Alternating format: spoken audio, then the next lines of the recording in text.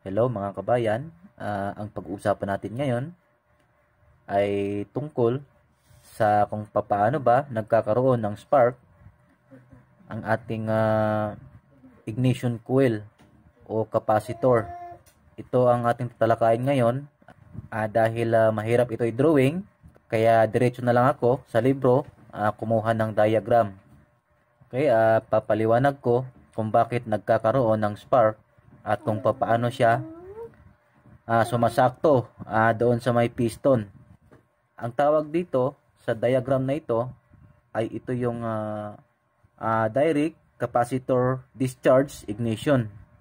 Ito yung walang distributor. Pero pareho lang sila, may ECM din. EFI siya, pero may distributor. Ito siya, ayan. Ayan yung distributor. Ayan. May cold start valve pa siya. Ang nagbibigay ng control sa spark plug ay itong distributor. Okay, so balik tayo doon. Okay, so itong ganito, ayan. Ito yung kanyang battery. Ito naman yung ignition switch. At ito naman yung ECM o computer box. At ito naman ang makina. At ito ang kanyang crankshaft sensor. At ito naman, ito yung map sensor. So ito yung ignition coil. Ang tawag dito ay capacitor. Itong sa baba, ito yung spark plug. Ayan, apat sila.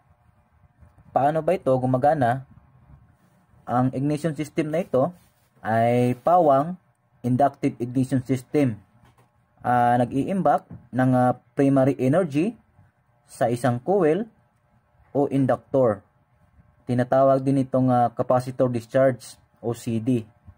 Ang electrical device na ito ay maaaring pansamantalang humawak o mag-imbak ng maliit na electrical charge sa isang CD. Ayan, ito yung CD, capacitor discharge. Ito yon, itong ignition coil. Ito, ipapakita ko muna ang capacitor o ang tinatawag nating ignition coil. So ito ang spark plug at ito naman yung ignition coil. Ayan. Yang parang spring na yan. Ayan. Ignition coil. At sa taas niya, itong dito, ayan yung capacitor. So siya yung nagko-control sa ignition coil na ito sa pamamagitan ng ECM.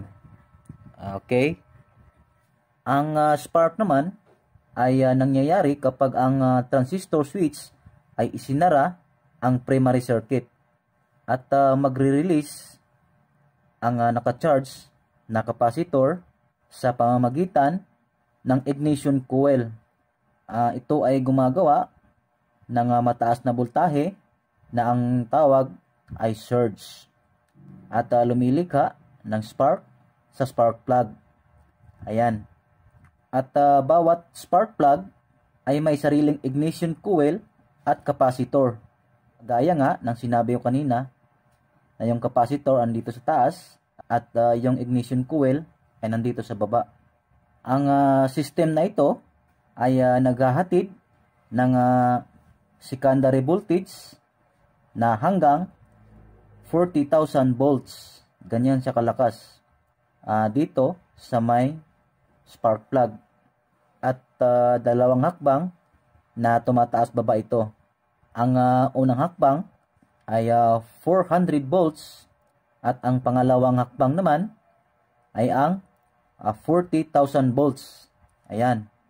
Ang capacitor na ito ay kinokontrol naman siya ng ECM ignition timing base sa signal na galing sa crankshaft sensor.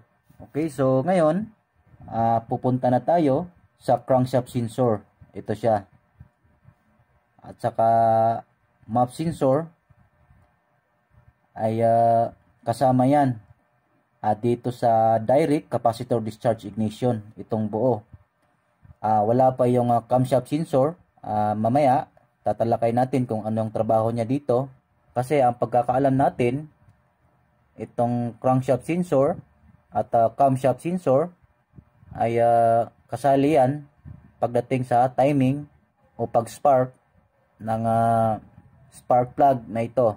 Pero dahil wala dito sa diagram na ito ang camshaft sensor, so ito muna ang ating tatalakayin.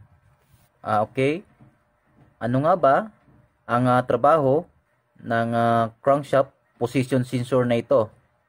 Ang crankshaft position sensor ay siya ang nag-uulat sa bilis ng crankshaft at position ng piston sa ignition module.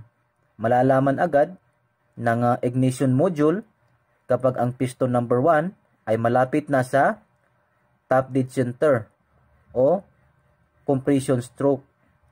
At kaagad naman na ang ignition system ay makakapaghatid ng spark sa spark plug. Ayan, so ang ibig sabihin, itong crankshaft sensor ay siya ang nagbibigay ng signal sa ECM na to kung ang piston number 1 ay malapit na sa top dead center. At itong ECM naman ay siya naman ang magsisignal dito sa may capacitor or ignition coil para salubungin ng spark ang piston na nasa compression stroke. Okay? So malinaw na ang trabaho ng crankshaft position sensor ay siya yung nagbibigay ng signal kapag malapit na sa top dead center o compression stroke ang piston. Okay, so ngayon, ano naman ang trabaho ng MAP sensor pagdating sa spark na ito? Ngayon, itong MAP sensor naman ang ating tatalakayin. Ang manifold absolute pressure o MAP sensor, siya ang sensor na sumusukat sa pressure o vacuum. Ito ay nasa intake manifold. Nagpapadala ng impormasyon na iba't ibang voltahe o signal sa ECM. Ito ay impormasyon base sa load ng makina. Pinapahiwatig kung nangangailangan ng mass counting spark advance. Ang ECM naman ay tinatrigger niya ang wastong coil para ito ay i-fire sa tamang oras. At ang individual naman na control ng ignition coils ay nagpapahintulot sa ECM na mag-iba-iba ang ignition timing mula cylinder hanggang cylinder. Ito ay maaari niyang gawin sa loob ng parehong crankshaft revolution. Okay, so sa madaling salita, itong MAP sensor pala ay siya yung nagbibigay ng spark advance dito sa may ignition coil o capacitor sa pamamagitan ng pagdetect niya sa kung gaano kadami ang pumapasok na hangin doon sa may intake manifold. Isasali na rin natin ang camshaft sensor dahil ang trabaho nun ganun din naman. Hinahanap ng camshaft sensor kung saan ang piston number 1.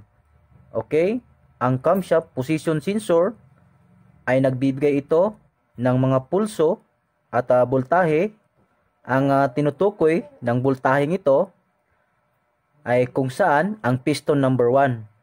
Ang ignition module ay kinikilala o tinatanggap ang cam sensor signal bilang simula sa bawat ignition cycle. Ang ibig sabihin ng ignition cycle, ito yung pag-fire ng bawat spark plug sa isang kumpletong cycle.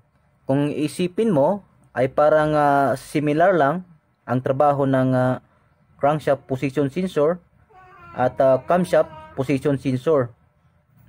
Kung gusto niyo naman, ay yung diagram ng fuel, kung paano siya nag-i-inject ng fuel dito sa kanyang injector.